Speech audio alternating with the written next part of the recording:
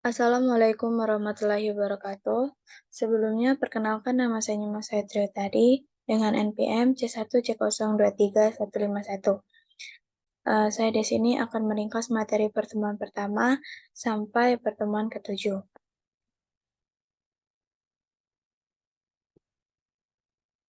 Baik, daftar materi pembahasan yaitu hakikat dan perkembangan bahasa Indonesia, sikap berbahasa Indonesia, teks dalam kehidupan akademik, menjalani dunia pustaka dari berbagai sumber referensi digital, teori presentasi ilmiah, mendasari proposal kegiatan, Baik, yang pertama, hakikat dan perkembangan bahasa Indonesia. Hakikat bahasa Indonesia adalah bahasa resmi nasional yang digunakan di seluruh wilayah Negara Kesatuan Republik Indonesia. Bahasa Indonesia diresmikan menjadi bahasa nasional pada tanggal 18 Agustus 1945. Bahasa Indonesia merupakan bahasa kedua setelah bahasa daerah masing-masing masyarakat Indonesia. Kedudukan dan fungsi bahasa Indonesia. Kedudukan bahasa Indonesia sebagai bahasa nasional. 1. Lambang kebanggaan bahasa. 2. Lambang identitas nasional. 3. Alat komunikasi antar warga. 4. Alat pengembangan kebudayaan, ilmu pengetahuan, dan teknologi. Kedudukan bahasa Indonesia sebagai bahasa negara, bahasa resmi negara. 2. Bahasa pengantar dalam pendidikan. 3. Alat penghubung tingkat nasional. 4. Alat pengembangan kebudayaan, ilmu pengetahuan, dan teknologi. Dasar Hukum Undang-Undang Republik Indonesia Nomor 24 Tahun 2009 mengatakan tentang bendera, bahasa, dan lembaga negara serta lagu kebangsaan. Pada Pasal 1 Ayat 2, Bahasa Negara Kesatuan Republik Indonesia atau Bahasa Indonesia adalah bahasa resmi nasional yang digunakan seluruh wilayah Negara Kesatuan Republik Indonesia. Bahasa Indonesia dinyatakan sebagai bahasa resmi negara dalam Pasal 36 Undang-Undang Dasar Negara Kesatuan Republik Indonesia tahun 1945 yang bersumber dari Ikrar Sumpah Pemuda pada 28 Oktober 1928 sebagai bahasa persatuan sesuai dinamika peradaban bangsa. Bahasa Indonesia sebagai jati diri bangsa, kebanggaan nasional, sarana pemersatu berbagai suku serta sarana komunikasi antar daerah dan antar budaya. Daerah bahasa Indonesia sebagai bahasa resmi negara yang berfungsi sebagai bahasa resmi kenegaraan, pengantar pendidikan, komunikasi tingkat nasional, pengembangan kebudayaan nasional, transaksi dan dokumentasi niaga, serta pengembangan dan pemanfaatan ilmu pengetahuan, teknologi, seni, dan bahasa media massa. Perkembangan bahasa Indonesia. Perkembangan bahasa Indonesia, lisan maupun tulisan berkembang mulai pada saat terbentuknya, yaitu pada 28 Oktober 1928.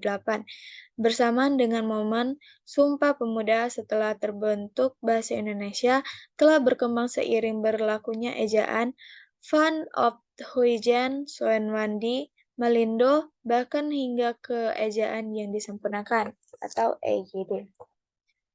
2. Sikap berbahasa Indonesia. Definisi sikap bahasa Indonesia. Sikap bahasa yaitu posisi mental atau perasaan terhadap bahasa sendiri atau orang lain. 2. Sikap bahasa adalah peristiwa kejiwaan dan merupakan bagian dari sikap attitude pada umumnya. Sikap berbahasa merupakan reaksi penilaian terhadap bahasa tertentu. 3. Sikap bahasa dari seorang pemakai bahasa atau masyarakat bahasa, baik yang dwibahasawan maupun yang multibahasawan, akan berwujud merupakan perasaan bangga atau ngejek, menolak, atau sekaligus menerima suatu bahasa tertentu atau masyarakat pemakai bahasa tertentu, baik terhadap bahasa yang dikuasai oleh setiap individu maupun oleh anggota masyarakat. Kesimpulannya, sikap bahasa merupakan peristiwa kejiwaan, keadaan mental, atau perasaan yang berwujud berupa perasaan bangga atau mengejek, menolak, atau menerima suatu bahasa tertentu. Bagi bentuk reaksi penilaian terhadap bahasa tersebut. Ciri sikap bahasa. 1. Kesetiaan bahasa yang mendorong masyarakat suatu bahasa mempertahankan bahasa dan apabila perlu mencegah adanya pengaruh bahasa lain. 2. Kebanggaan bahasa yang mendorong orang mengembangkan bahasanya dan menggunakannya sebagai lambang identitas dan kesatuan masyarakat. 3. Kesadaran adanya norma bahasa yang mendorong orang menggunakan bahasanya dengan cermat dan santun merupakan faktor yang sangat besar pengaruhnya terhadap perubahan yaitu kegiatan menggunakan bahasa. Adapun jenis sikap bahasa. Jenis sikap bahasa. 1. Sikap kebahasaan seperti menggunakan EID, kata baku, kalimat efektif, dan aturan paragraf pada bahasa Indonesia. 2. Sikap non-kebahasaan. Sikap seperti sikap politik, sikap sosial, sikap estetis, dan sikap keagamaan. Kedua jenis sikap ini dapat mengangkut keyakinan atau kognis mengenai bahasa. Sikap terhadap bahasa Indonesia. Sikap terhadap bahasa Indonesia adalah cara pandang seorang terhadap bahasa Indonesia, yaitu ada sikap positif dan sikap negatif. Sikap positif selalu berhati-hati menggunakan bahasa tersebut, tidak merasa senang melihat orang memakai bahasa secara serampangan, memperingatkan dan mengoreksi pemakai bahasa lain kalau bertanya membuat kekeliruan, selalu ingin tahu mengenai bahasa Indonesia. Sikap negatifnya, acuh tak acuh terhadap bahasa Indonesia, lebih mengutamakan bahasa Inggris dibandingkan bahasa Indonesia, menganggap remeh bahasa Indonesia sehingga menimbulkan rasa malas untuk mempelajari dan memperdalam pengetahuan bahasa Indonesia. 3. Teks akademik. Definisi teks akademik. Teks akademik adalah teks yang berasal dari hasil penelitian, analisis, dan pengamatan yang bersifat objektif dengan mengacu pada tulisan melalui metode ilmiah dengan menggunakan informasi yang jelas dan faktual. Jenis teks akademik yaitu ulasan,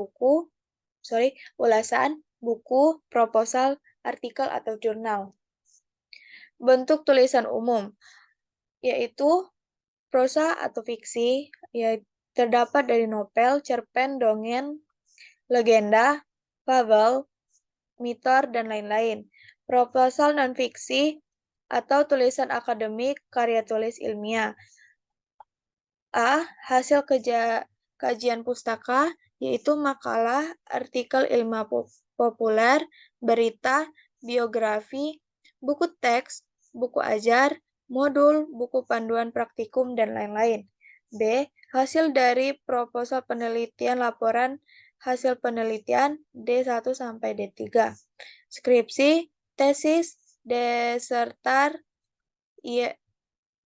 artikel jurnal, makalah hasil penelitian, buku referensi, dan monografi. 4. Menjelajahi dunia pustaka dari berbagai sumber referensi digital. Beberapa sumber dunia pustaka digital ada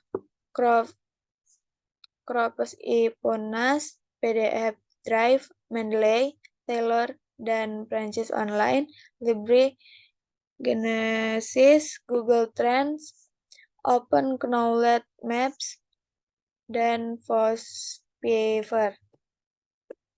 Jenis-jenis Mendeley. 1. Mendeley Desktop, yaitu Mendeley Desktop mulai tahun diinstal pada desktop Windows atau Mac OS. 2. File PDF pada Mendeley Desktop berada di lokasi hard disk masing-masing pengguna sehingga bekerja secara offline. 3. Membuat sitasis dan daftar pustaka atau bibliografi. Adapun Mendeley Web. 1. Platform Mendeley berbasis web service. 2. Mendeley web bisa mengedit profil, mengelola referensi yang telah kita koreksi, dan membagikannya dengan ya melalui Mendeley Group. 3. Mengetahui informasi statistik, misalnya popularitas.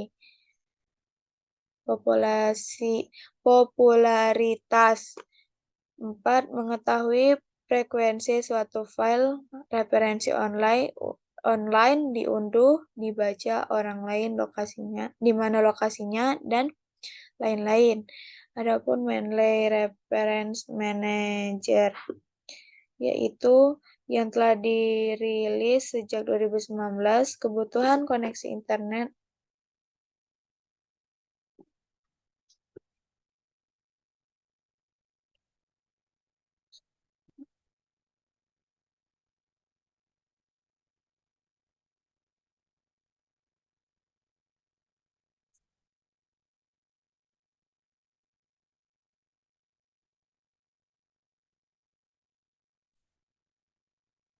Kebutuhan koneksi internet sejak login dan fasilitas mirip dengan Mendeley Web.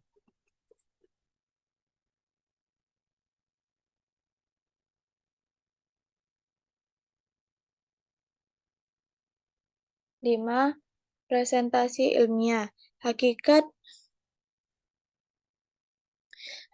presentasi ilmiah. Presentasi ilmiah merupakan keterampilan bicara atau komunikasi secara lisan di depan umum untuk menyampaikan gagasan atau pendapat hasil dari pertemuan penelitian, pemikiran kritis, atau informasi dalam dunia akademik dan pendidikan untuk mengubah perilaku individu lain.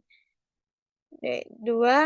Berdasarkan pengertian di atas, terdapat 3 komponen dasar dari sebuah komunikasi, yakni pemberi pesan atau komunikator, media yang digunakan, dan penerima pesan atau audiens. 3. Presentasi yang hebat terjadi apabila audiens memahami pesan yang disampaikan oleh komunikator melalui pemilihan media yang tepat, sehingga audiens terinspirasi untuk menentukan atau memilih langkah terbaik. 4. Presentasi yang luar biasa terjadi apabila audiens dapat mengubah keyakinannya atas pengaruh komunikator melalui media yang ditampilkan. 5. Presentasi yang buruk terjadi apabila komunikasi tidak mampu menjelaskan pesan, hanya dimengerti diri sendiri, dan tidak mengoptimalkan media yang dipergunakan sehingga audiens tidak paham terhadap pesan yang diterimanya. Komponen presentasi ilmiah yaitu komunikator, orang yang memberi atau menyampaikan pesan, media, slide yang ditampilkan untuk memperjelas maksudnya, ada tujuan ataupun poin pembahasan. 3. Audiens, orang yang menyimak dan menerima pesan yang disampaikan oleh si komunikator. 6-7 Proposal kegiatan. Definisi proposal kegiatan. Proposal kegiatan adalah rencana yang dituliskan ke dalam sebuah rencana kerja. Proposal kegiatan dibuat sebelum kegiatan dilaksanakan agar memperoleh sponsor atau lembaga atau badan yang membiayai, mendanai kegiatan acara serta izin pelaksanaannya. Fungsi proposal kegiatan. 1. Memperoleh sponsor untuk kegiatan acara. 2. Untuk memperoleh izin kegiatan pada hari pelaksanaan. 3. Untuk mengajukan izin kegiatan. Struktur proposal kegiatan, yaitu ada nama kegiatan, direncanakan dengan jelas, singkat, dan padat. 2. Pendahuluan, yaitu latar belakang dan tujuan kegiatan. 3. Isi proposal, yaitu rincian kegiatan yang dilaksanakan, fasilitas, waktu, dan lokasi. 4. Susunan acara, yaitu susunan kegiatan, lokasi, dan yang terlibat. 5. Susunan kepanitiaan yang bertanggung jawab atas kegiatan. 6. Anggaran dana, perkiraan biaya. 7.